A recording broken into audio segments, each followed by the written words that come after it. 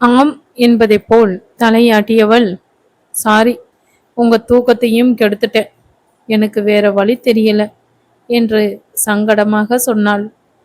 முதலில் வந்த பொழுது இவர்களை கண்டு கொள்ளாமல் சென்றவள் திரும்பி வந்து தயக்கமாக நின்றதில் கனிவாக அவளை பார்த்தான். அதெல்லாம் எதுவும் இல்லை, நீ மனசை போட்டு குழப்பிக்காமல் வீட்டுக்கு போ. கண்மணியின் குரலில் லயாவின் கண்கள் கலங்கின. தன்னை துருவாத அவள் கண்ணியம் பிடித்தது அவளுக்கு. கண்மணி, இப்போ உங்ககிட்ட பேச நேரம் இல்லை, இல்லைன்னா கண்டிப்பா பேசியிருப்பேன். எனக்கும் உங்களை எல்லாம் விட்டால் இப்போ யாருமே இல்லை. அவள் தோளில் சாய்ந்து கொண்டாள். இவர்களின் பேச்சு தொடரவே வாசு அவன் அறைக்கு சென்று விட்டான். அது இருவருக்கும் பேச வசதியாக இருந்தது. திரையில் ஜொலிக்கும் லயா முன்னணி நாயகி தன் தோளில் யாருமற்ற ஆதரவற்ற குழந்தையாக ஆறுதல் தேடும் பிள்ளையாக ஒடுங்கியதும் கண்மணியின் கண்கள் கலங்க வைத்தது. லயா, எல்லாம் சரியாயிடும். இப்படி அழுதால் எந்த மாற்றமும் வந்துவிடாது. பிரச்சனையை தைரியமா எதிர்கொள்ள பழகு. உனக்காக நாங்க எல்லாம் இருக்கோம். அவளை தோளோடு அணைத்து தோழமையை வெளிப்படுத்தினாள். கண்மணி, நீங்களும் தருண் சொன்ன மாதிரியே சொல்றீங்க, அவரை மாதிரியே சிந்திக்கிறீங்க. அவர் கூடவே இருக்கிறதால உங்களுக்கு இந்த தெளிவு வந்திருக்கா? அவளது சிரிப்பிள்ளைத்தனமான கேள்வியில் மெலிதாக சிரித்தாள் கண்மணி. இருக்கலாம். இப்போ நீயும் அவரோட சேர்ந்துட்டல்ல, தெளிவா சிந்திக்க வந்துடும், சரியா? அவளை சமாதானம் செய்ய சொன்னாள். நிஜமாவா? அவளை சமாதானம் செய்வது கூட தெரியாமல் விழி விரித்து ஆச்சரியமாக வினவும் அவளை இரக்கமாக பார்த்தாள். ஆமா, நிஜமாதான் சொல்றேன். நீ சொன்ன மாதிரி நாம ஒரு நாள் நிதானமா பேசலாம். அவளை அழைத்து கொண்டு காருக்கு சென்று அவள் கார் கண் பார்வையில் இருந்து மறையும் வரை பார்த்து இருந்துவிட்டு கனத்த இதயத்துடன் அறைக்கு சென்றாள். மறுநாள் விடியல் அவர்களுக்கு வைத்திருக்கும் அதிர்ச்சிகளை உணராமலே சென்றார்கள். தருணின் முன்னால் இருந்த வாராந்திரி பத்திரிகை காற்றுக்கு தானாகவே பக்கங்களை புரட்டி கொண்டிருந்தது. அதை இமைக்காமல் பார்த்து கொண்டிருந்தான் தருண். அதை பார்த்தது முதல் விவியின் மேல் கோபம் கிளர்ந்து எழுவதை தடுக்க முடியவில்லை. இவளுக்கு ஏன் இந்த வேண்டாத வேலை? அந்த செய்தியை படித்த முதல் அவன் மூளையை குடைந்த கேள்வி இது ஒன்றுதான். தலையை அழுந்த கைகளால் கோதிக்கொண்டான். மனதில் விரவி இருந்த கோபம் மட்டுப்பட மறுத்தது. அவன் இருந்த நிலையை கண்டு அவன் அருகில் செல்லவே அஞ்சினான் வாசு. கண்மணியோ அவனை பார்க்க முடியாமல் அறைக்குள்ளேயே முடங்கி இருந்தாள். வாசு அவளையும் சென்று பார்த்தான். வந்திருந்த செய்தியின் தாக்கம் வாசுவிற்கும் இருந்தது. ஆனால் பிரச்சனை வெளியில் அவன் இருந்ததால் அவனால் இயல்பாக இருக்க முடிந்தது. இயல்பாக இருந்தாலும் அந்த செய்தியில் எதுவும் உண்மை இருக்குமோ என்பதே அவனது சிந்தையாக இருந்தது. அதை தெளிவுபடுத்திக்கலாம் என்றாலோ தருண் நெருங்கவே முடியாமல் அக்னியாக இருந்தான் என்றால் கண்மணியோ இறுக்கமாக இருந்தாள். அவளது அந்த இறுக்கமான அரணை உடைத்து கொண்டு உள்ளே போக மனமில்லாமல் பார்வையாளனாகவே இருந்தான்.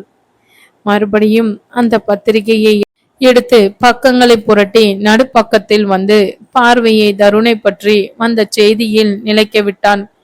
இரவு உச்ச நட்சத்திரத்தின் உடன்பிறவா சகோதரி அழகு கலை படித்ததால் அவரோடு தஞ்சமா? இல்லை என்றால் கைப்பாவை நடிகையுடன் எழுந்த காதலால் சகோதரி ஆனாரா?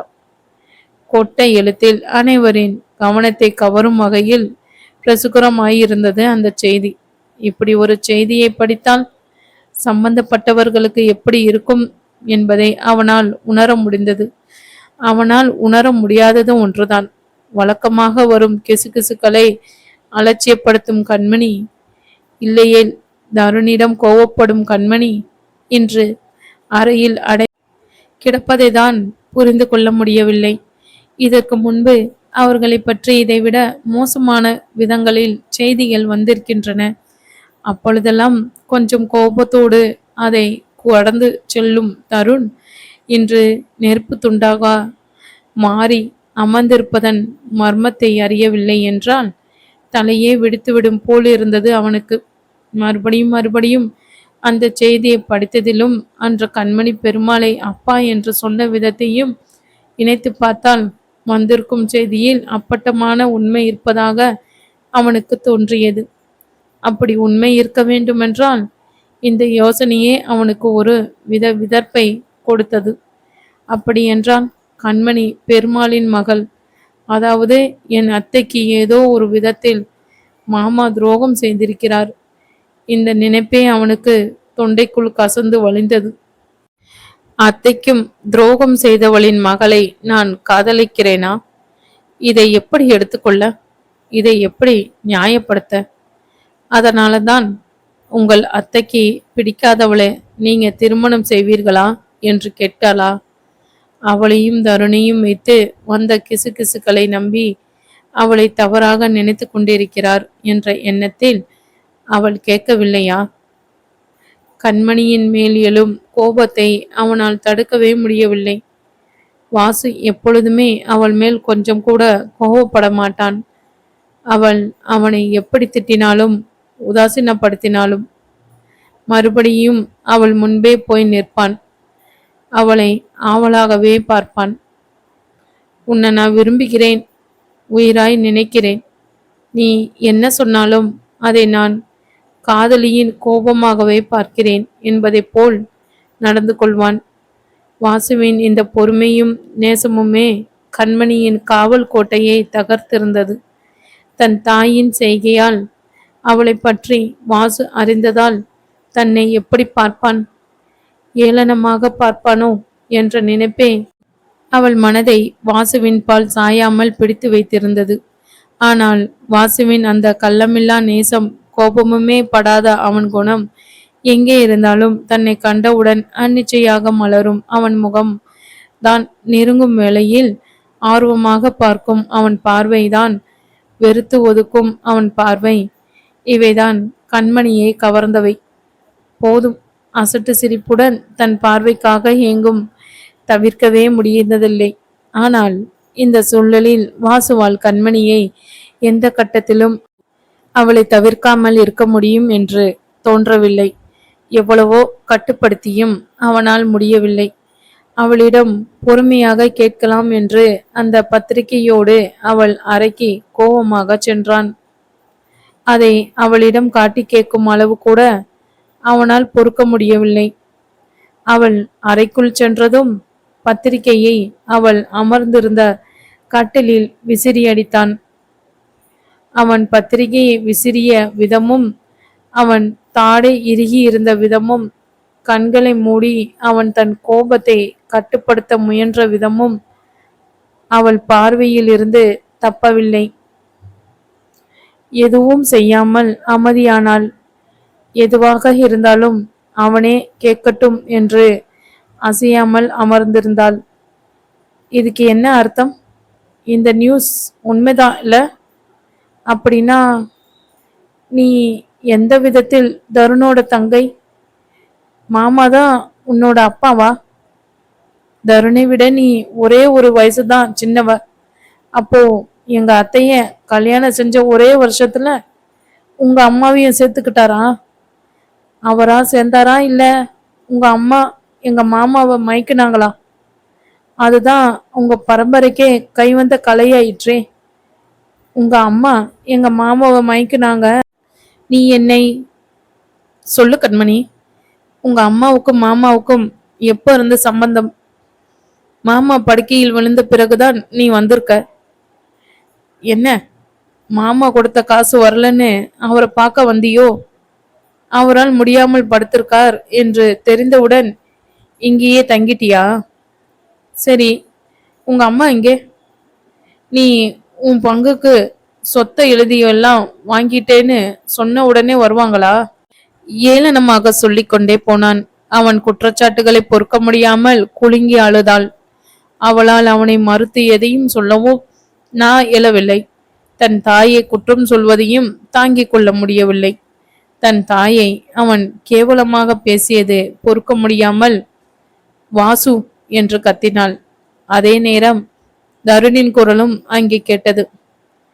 என்னடா சொன்ன? அவ உன்னை மயக்கினாளா?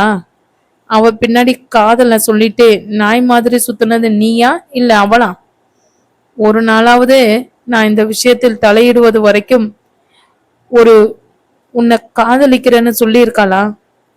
ஆசையான பார்வை உன்னை பார்த்திருக்காளாடா? என்ன நினைப்பில் அவளோட அம்மாவை நீ குற்றம் சொல்ற? உனக்கு என்ன உரிமை இருக்கு அதுக்கு? கர்ஜித்தான் தருண். இன்னொருத்தியோட புருஷனை வளைக்கிற வலை குற்றம் சொல்லாமல் பாராட்டுவாங்களா? தன் அத்தை மேல் இருந்த அபிமானம் அவனை பேச தூண்டியது. உனக்கு எப்படிதான் அது தெரியும்? உண்மை என்னன்னு தெரியாம வார்த்தையை விடாத வாசு, பின்னாடி ரொம்ப ஃபீல் பண்ணுவ, எச்சரித்தான் அவனை. உள்ளங்கை கண்ணாடி புண்ணுக்கு அவசியமே இல்லை. வாசுவும் விடுவதாக இல்லை. சரி, நான் உன் வழிக்கே வரேன். இதில் பாதிக்கப்பட்டது என்னோட அம்மா. எனக்கு இல்லாத அக்கறையையும் துடிப்பையும் விடவா உனக்கு அதிகமா இருக்கு? நான் கண்மணியை என்னோட தங்கையா ஏற்றுக்கொண்டேன் என்றால் அதில் கொஞ்சமாவது நியாயம் இருக்கும்னு உனக்கு தெரியவே இல்லையா? ஆற்றமையாக கேட்டான். அவனது இந்த கேள்வியில் கொஞ்சம் தேங்கினான் வாசு. அப்படின்னா இந்த செய்தி பாதி உண்மை. இது அத்தைக்கு தெரியுமா? அப்படியே தெரிஞ்சா அவங்க மனசு எவ்வளவு வருத்தப்படும்? கவலையாக கேட்டான். அம்மா கண்டிப்பா வருத்தப்படுவாங்க. அதனாலதான் அவங்க கிட்ட உண்மையை சொல்ல முடியாமல் தவித்தேன். நான் தருண், அன்னைக்கு மாமாவுக்கு ஹார்ட் அட்டாக் வந்தது. கண்மணியை பார்த்ததால அவருக்கு அவ்வளவு அதிர்ச்சி தரும்னா அவனுக்கு புரியவே இல்லை. கண்மணியோட அம்மா இவ வயிற்றில் இருப்பது தெரிந்த உடனே தலைமறைவாயிட்டாங்க. இப்படி ஒரு மகள் இருப்பதே அப்பாவுக்கு அன்னைக்குதான் தெரியும். கண்களை மூடி வேதனையை விளங்கினான் தருண். என்ன சொல்ற தருண்? அதிர்ந்தான் வாசு. தான் சுமத்திய குற்றச்சாட்டுக்கள் பலம் இழுப்பதை உணர்ந்தான். அவளது தாய் இப்படி ஒரு மகள் இருப்பதையே மறைத்துவிட்டு தலைமறைவாகிவிட்டார் என்றால் மாமாவை சொன்னது எப்படி சரியாகும்? மயக்கி திருமணம் செய்தவர் என்றால் கண்மணி இதுவரை மாமாவை சந்திக்க எந்த மாமாவின் சொத்துக்காக இவளை அனுப்பினார் முயற்சியும் எடுத்ததில்லை என்பது அவனுக்கு உரைத்தது. இத்தனை வருடம் கழித்து தருணின் நிழலில் அவள் வந்திருக்கிறாள் என்றால் அவளுக்கு ஆதரவாக இருந்த அவளது தாய் இல்லை என்பதுதானே பொருள். வாசுவின் குழப்பங்கள் அதிகரிக்க தலையில் கை வைத்து கொண்டான். இந்த திருமணத்துக்கு என்னதான் அர்த்தம், என்னதான் அவசியம் என்பது அவனுக்கு சுத்தமாக விளங்கவில்லை. தருண், அப்போ மாமா இவங்க அம்மாவை எதற்கு தான் கல்யாணம் செஞ்சுக்கிட்டார்? அப்படி என்ன அவசியம் வந்தது? அவங்களுக்கு சேர்ந்து ஏன் இல்லை? மாமாவும் அவங்கள தேடின மாதிரி இல்லை.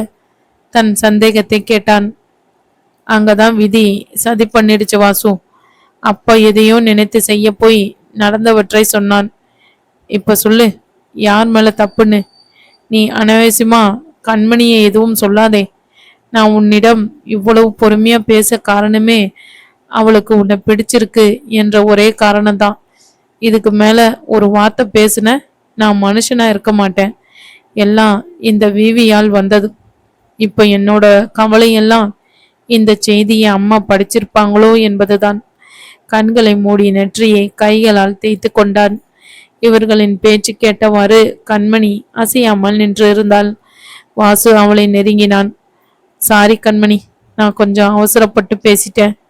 நீ இந்த உண்மையெல்லாம் முதலிலே சொல்லியிருக்கலாமே. அவள் தோளில் கைகளை வைத்தான். அவனை தள்ளிவிட்டு தருணிடம் அடைக்கலம் புகுந்தாள். என்னால தானே அண்ணா உனக்கு இவ்வளோ கஷ்டம். இப்போ அம்மா போன் செய்தால் அவங்களுக்கு என்ன சமாதானம் செய்ய முடியும்? தேம்பினாள் அவள். அவளது கண்ணீர் அவனையும் தாக்கியது. கண்மணி, பெரியவங்க செய்த தப்புக்கு நீ எதுக்குமா இவ்வளவு வருத்தப்படுற? என்றைக்கு இருந்தாலும் அம்மாவுக்கு இந்த உண்மை தெரிந்துதான் ஆகணும். நானும் எவ்வளவு நாள் மறைக்க முடியும்? இந்த கிசுகிசுவே அவங்களுக்கு பெரிய மன உளைச்சலை அளிக்கும். அவங்களுக்கு உண்மை தெரியாமல் இருப்பதை விட தெரிவதுதான் இப்போதைக்கு நல்லதுன்னு நினைக்கிறேன். யதார்த்தத்தை புரிய வைக்க முயன்றான். அண்ணா, வேண்டாம். அம்மாவுக்கு இந்த உண்மை தெரிந்தால் அவங்க என்ன இப்போதை விட அதிகமா வெறுத்துருவாங்க. ஒரு பெண்ணாக அவங்க மனசு எனக்கு புரியும். அவனை தடுக்க முயன்றாள். அதே நேரம் வாசுவின் அலைபேசி ஒலித்தது. தருண். அத்தை தயக்கமாய் இழுத்தாள். என்கிட்ட கொடு. வாங்கி அதை செவி வைத்தான். ஹலோ தருண், அவளையும் கூட்டிக்கிட்டு வீட்டுக்கு வா. அவன் பதிலை கூட எதிர்பார்க்காமல் வைத்து விட்டார். என்ன தருண்? வாசு வேகமாக கேட்க, அம்மாவுக்கு சந்தேகம் வந்துடுச்சு. இப்போ என்ன செய்யன்னு தெரியல. கதிர் நேற்றே கேட்டு விட்டுதான் படப்பிடிப்பை வைத்தான். போகவில்லை என்றால் சரி வராது.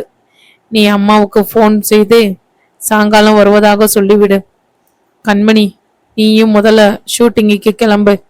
மற்றதெல்லாம் பிறகு பார்க்கலாம்.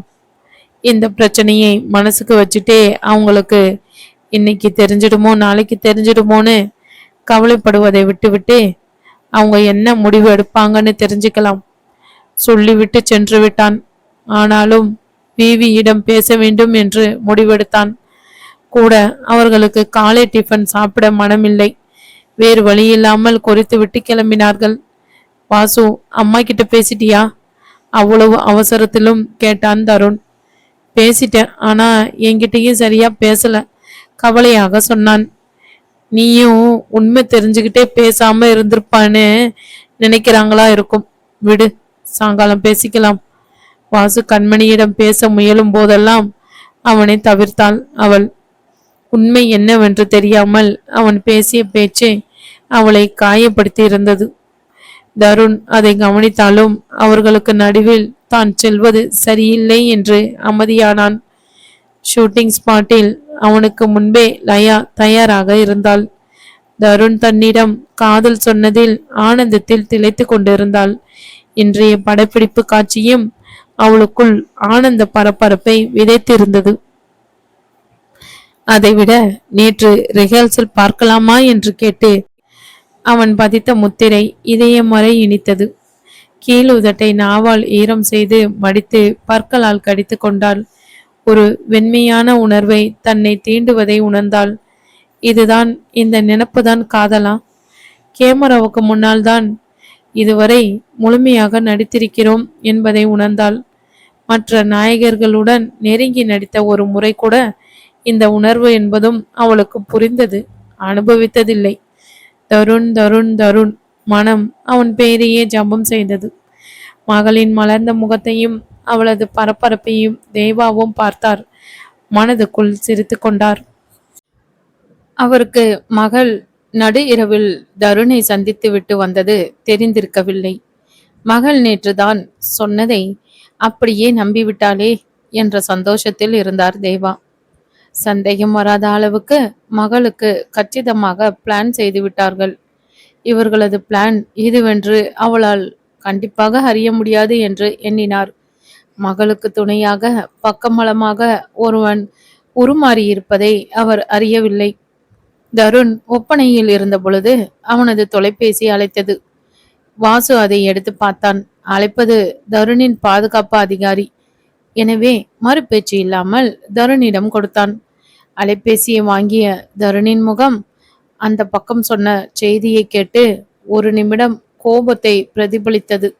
பிறகு இயல்புக்கு திரும்பியது. மோகன் சொல்வதை கவனமாக கேட்டவன், எதுக்கும் இன்னும் ஒரு கண்ணு அவங்க மேல இருக்கட்டும் என்று சொல்லிவிட்டு வைத்து விட்டான். இன்றைய நாள் மோசமான நாள் என்று எண்ணிக்கொண்டான். இதைவிட மோசமாக முடியாது என்று நினைத்தான்.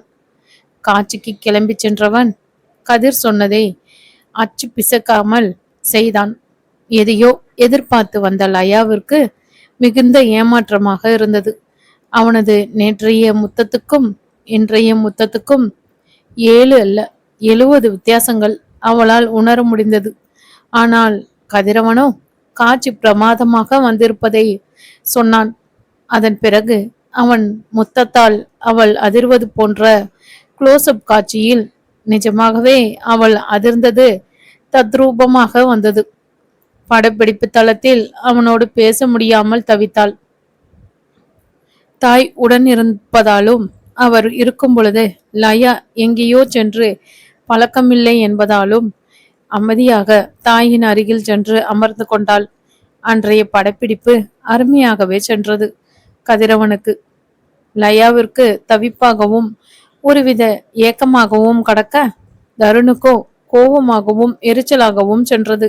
ஆனால் யாரும் எதையும் வெளிக்காட்டவில்லை. வாசுவிடமிருந்த தன் அலைபேசியை வாங்கி வைத்துக்கொண்டு யாருடைய அழைப்புக்காகவோ எதிர்பார்த்து காத்திருப்பவன் போல் காத்திருந்தான். வாசு கண்மணியை தேடிச் சென்றான். அவளோ அவன் முகம் பார்க்க மறுத்து திரும்பிக் கொண்டாள். அவள் கோபம் புரிந்து கொஞ்சம் தயக்கமாகவே அவளை நெருங்கினான். அவள் தோளில் கை வைக்க வெடுக்கென அதை தள்ளிவிட்டவள், என்னை மன்னிச்சிடு, தெரியாமல். ஆமா, எதுவுமே தெரியாமல் என்னை பற்றி இப்படி பேசினால். என்ன சொன்னீங்க?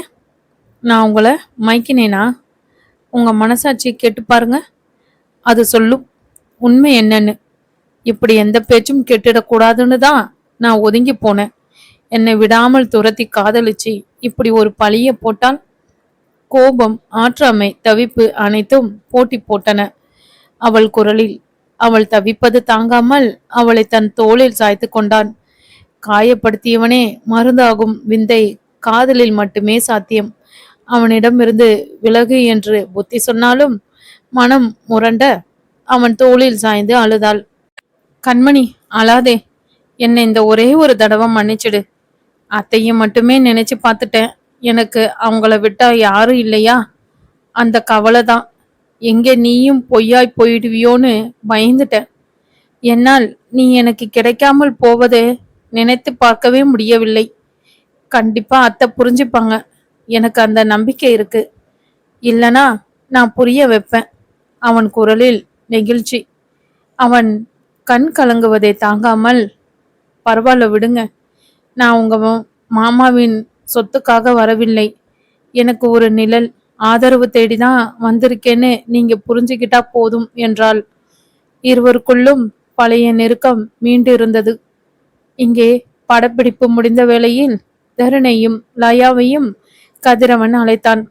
இப்பொழுது என்ன என்பதை போல் லயா பார்க்க, தருண் அமைதியாக நின்று இருந்தான். உங்க 2 பேர்கிட்டையும் ஒரு விஷயம் சொல்லத்தான் அழைத்தேன். அது என்னன்னா, வெளிநாட்டு படப்பிடிப்பு கொஞ்சம் லேட் ஆகும்னு நான் சொன்னனே, அது இல்லை. லயாவுக்கு அவங்க அம்மாவுக்கும் நாளைக்கு சாயங்காலம் ஃப்ளைட் தருண் சார். உங்களுக்கு 2 நாள் கழித்து டிக்கெட் போட்டு இருக்கு. லயா அவங்க அம்மா சரின்னு சொல்லிட்டாங்க. உங்களுக்கு கிளம்ப 2 நாள் போதுமா சார்? அப்படி பத்தாதுன்னா இன்னும் 2 நாள் டைம் எடுத்துக்க சொன்னார் ப்ரொடியூசர். பேசிக்கொண்டே போனான். இதை கேட்டு லயா திகைக்க, தருண் இது எனக்கு எப்பவோ தெரியும் என்ற பாவனையில் அமர்ந்திருந்தான். அவன் எதையும் வெளிப்படுத்தவில்லை என்றாலும் முகம் பாறையாக இறுகியிருந்தது.